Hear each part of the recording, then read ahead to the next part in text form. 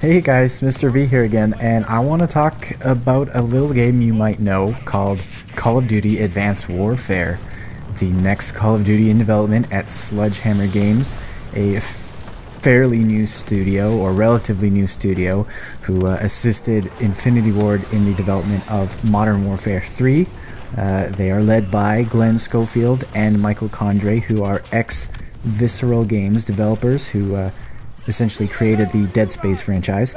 And so the day before E3 2014's press conferences, a number of us were invited to essentially preview Call of Duty Advanced Warfare. We were invited to a behind closed doors look at the game, where both Condrey and Schofield presented not only a full entire mission of the level, but also some of their development philosophies and ideas and pillars. Unfortunately, they did not get into multiplayer. We talked primarily about the general vision of the game and the single player, and how they really want to focus on narrative and a compelling story.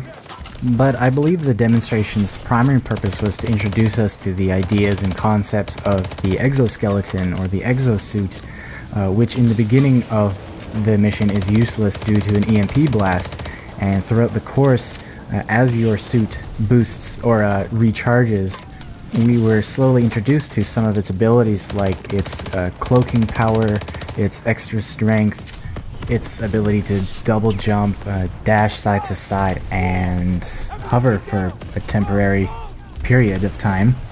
So we're not allowed to show it. I don't have any footage of it anyways, but we are allowed to talk about what we saw, which is a different mission than what you guys saw in the Microsoft's press conference, which is actually what you're seeing here. But I think it was very important because they really went into detail how the exoskeleton or the exosuit will change the way you play Call of Duty. Now, again, all the stuff they showed us was single player, but there are clear implications to how it will play in multiplayer. And there was actually a point in the demo at which two soldiers were demonstrating a number of the new abilities on what looked like a multiplayer map. I mean, it definitely wasn't a single player map.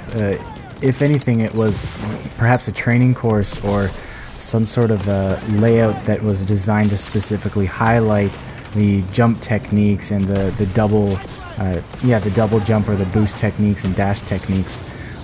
It also looked like at least both of the characters were even human controlled. I'm not sure about that, but it didn't appear that they were AI.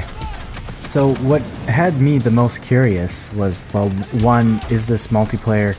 Two, if it is multiplayer, does that mean everybody will have access to all of the suit's abilities at the same time?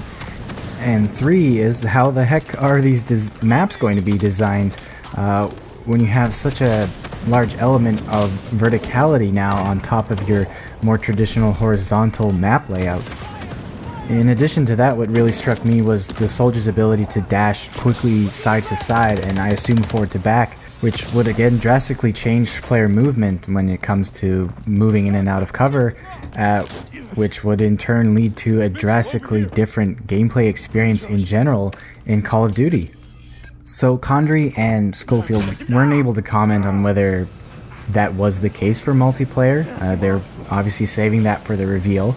But it leaves a lot up to the imagination, and you know, if that is the case, then this really could be a different Call of Duty than what we're used to. So lastly, I want to touch on, of course, the visuals and the audio, which are greatly and significantly improved over previous Call of Duty titles. I mean, this really is a next-gen Call of Duty, and I'm really happy to see the introduction of the holographic heads-up display is exactly in the style of Dead Space, which I think is awesome. It really cleans up the HUD, and you know, frankly, I think we do need to move away from the old school 2D HUD that is in so many first-person shooters.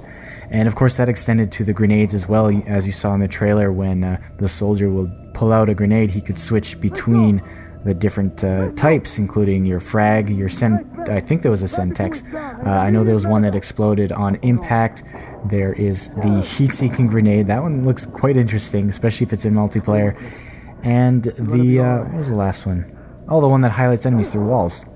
But as small as that change might look, I think it just does wonders for immersing you into the world and simply makes it more believable. So in addition to the brand new lighting techniques as well and the impeccably amazing facial motion capture, this game looks pretty darn good, and I definitely can't wait to see more. So keep your sights on MP First for all your Call of Duty news leading up to Advanced Warfare's release on November 4th. And thanks for watching. Definitely be sure to let me know in the comments what you think about Call of Duty Advanced Warfare, at least from what you've seen so far. I'm interested to hear it.